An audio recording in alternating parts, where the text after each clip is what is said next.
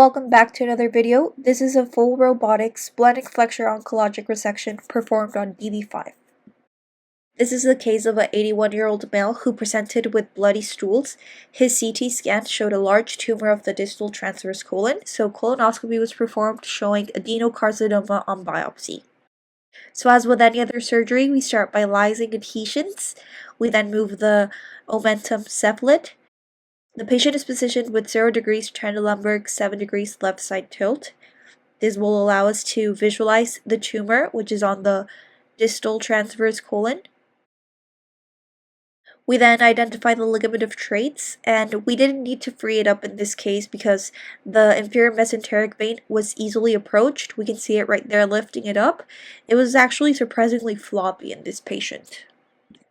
And this is a medial to lateral approach, so we tense up the IMV and work immediately under it. That's where we start our dissection, and work our way laterally towards the splenic flexure, ensuring we always keep Gerota's fascia down, which we know corresponds to the left kidney. So we continue lysing through this avascular space, and if we stay on the right plane, we will eventually create a window where we can visualize the left upper quadrant structures. So there's our window right there. One of the important steps in a medial to lateral splenic flexure mobilization is entering the lesser sac. So once we identify the pancreas, and we can see as this kind of more orange tan fat, we will create a window 2 inches anterior to the pancreas and 2 inches left lateral from the ligament of traits to stay in a safe space. So we start to create this window and we develop it into the lesser sac. Of course, special care is given to not injure the body of the pancreas. And keep in mind, we're still tensing up the IMV to be able to have this approach. It has not yet been dissected, so we don't want to put a lot of tension on it. We want to avoid any avulsions of the IMV. So once we create this window into the lesser sac, we always want to try to see the back wall of the stomach. And once we develop this window, this marks the conclusion of the medial dissection. So we then move on to the lateral to medial dissection. We start dissecting through the white line of Tolt, which is a fairly avascular space.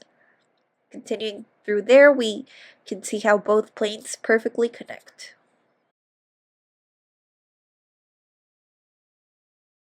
Notice how we switched from the scissors to the vessel sealer to divide the omentum.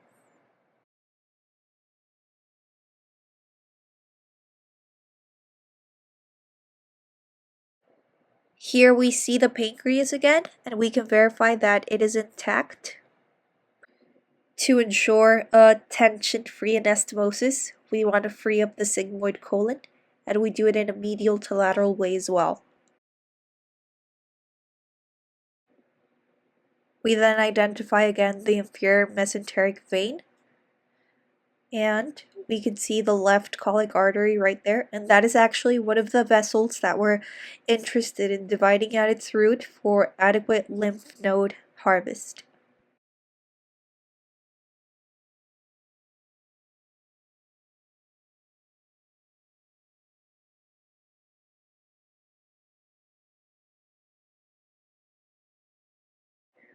We will then continue dissection along the mesentery all the way down to the descending colon, where we'll use a 60mm white load robotic stapler with IV ICG to ensure that there's adequate perfusion at this site. Then we will mark the transverse colon approximately 10 centimeters proximal to the tumor. We'll remove any redundant mesocolon so it's a clean grip for the stapler. And we'll use again a 60mm white load robotic stapler to divide. And we actually take advantage of the fact that we're going to extract the piece through a mini phalansteel. So we currently have a gel point laparoscopic platform in place and a 12mm robotic port through there to be able to use the 12mm robotic stapler. Remove any remaining adhesions, and then we can move on to the anastomosis. So we make a side-to-side isoperistaltic functional end-to-end colon-to-colonic anastomosis. We use a 60mm robotic stapler with white load, and we use this for hemostatic purposes instead of a blue load. We then close the common channel using a 6-inch 3/0 Stratafix. We run it from side to side, from right to left, and then run it back in a Lambert fashion to make sure we invaginate that first suture line. And since we did it from right to left instead from top to bottom, we will never lose the bottom corner and we will always keep the common channel in view.